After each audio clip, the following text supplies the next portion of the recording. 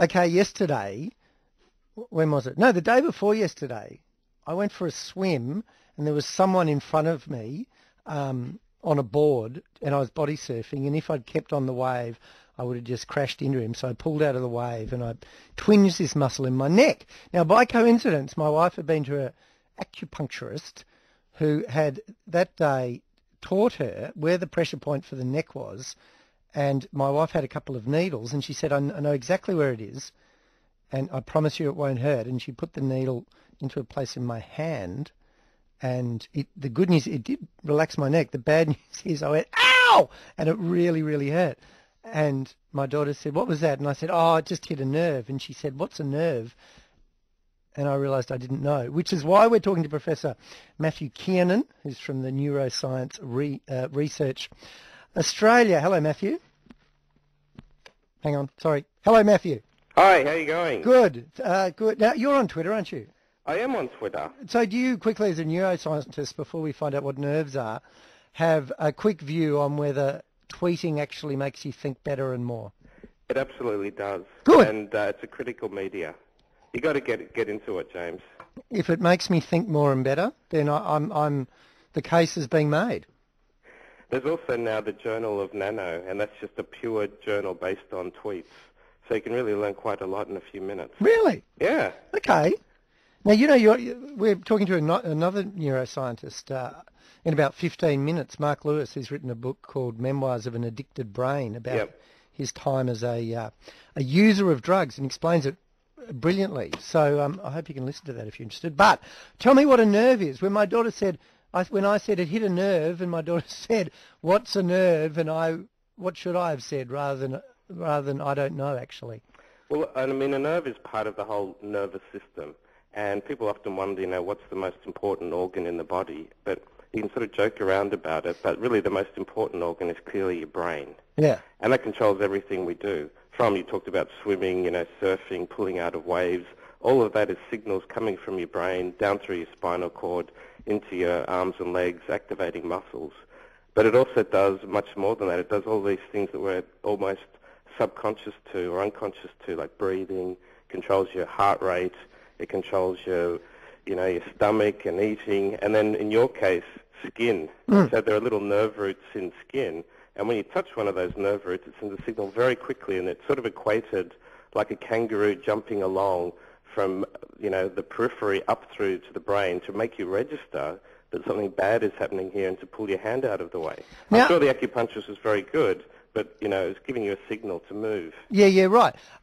And are they everywhere? I mean, with a pin, and I don't suggest people do this, but if you got a pin and started poking around on your skin, would you hit a nerve every time, or only now and again, or mostly?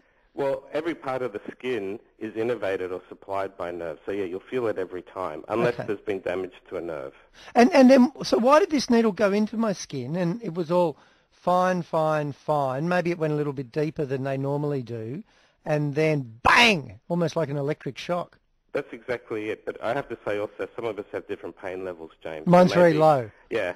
That's the impression we're getting. Yes. But maybe it went through, the outer levels of skin are sort of not innervated, they're sort of dead. Right. So then once you get into real skin and the underlying sort of dermis, that's all got nerve supplies. That's when it's triggered off. Okay, now when you say nerve supplies, I know what my skin looks like, but what do the nerves supplying them look like?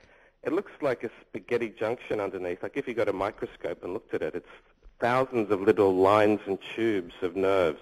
And they all come into a much bigger, it's like an electrical cable structure. Yeah.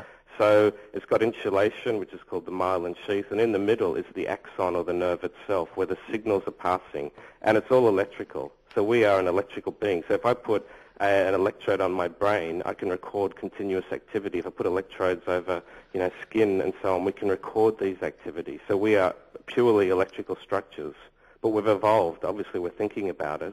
And also, when we start to move, there are things going on, like we're planning all of our movements. Yes. And planning what we're going to say, what we're thinking.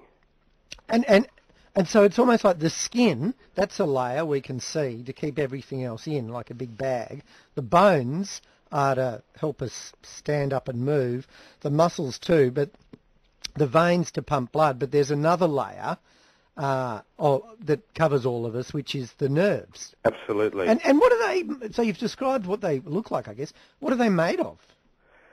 They're made of proteins, and in fact, one of the most important parts of the protein is they're called channels, the sodium channels. So these channels are opening and closing very quickly, and sodium's passing in and out, and that's how the signal is passing along.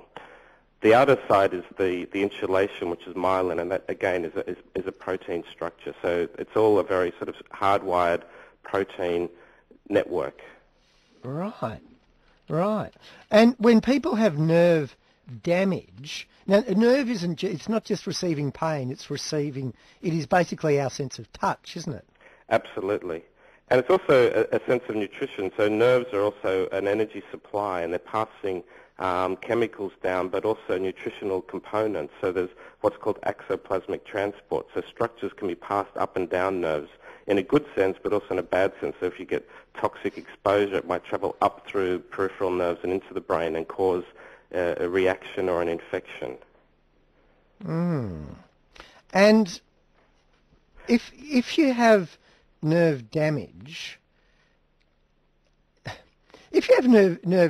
just your nerves, say in the bottom half of your left arm, cease to work, and maybe you can tell us how that can happen, or whether it can happen. But it's kind of, is it less?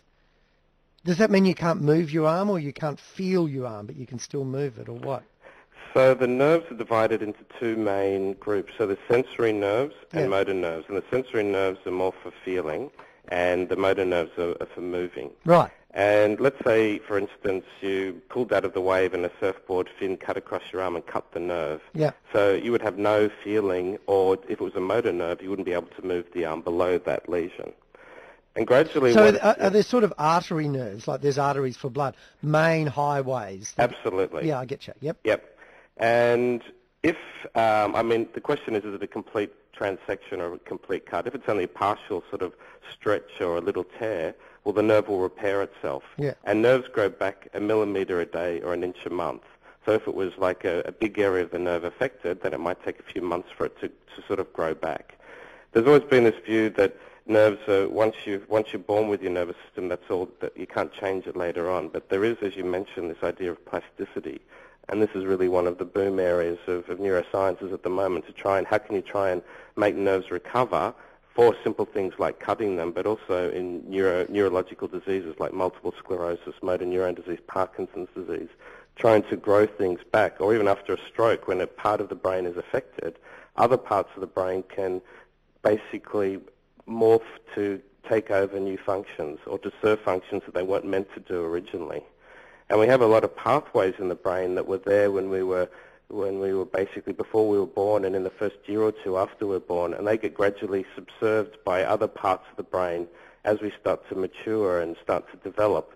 And particularly our frontal lobes take over those sort of functions, and they control how we interact with each other. So how we're talking now on the telephone, and how we, when we meet someone, we shake hands. And there's a very ordered way of going through life, and that is controlled by our frontal lobes, which is really executive behavior. But if you damage any of those areas, for instance with a stroke, other parts of the brain can gradually take over, providing there's enough left to do that. Wow. Thank you very much, Matthew. Pleasure. That was, I know a lot more, and I'll be able to answer questions from my kids more knowledgeably, which is important. Well, hopefully I wasn't explaining sex to a virgin. Good to talk to you. Professor Matthew Kiernan from the Neuroscience Research Australia.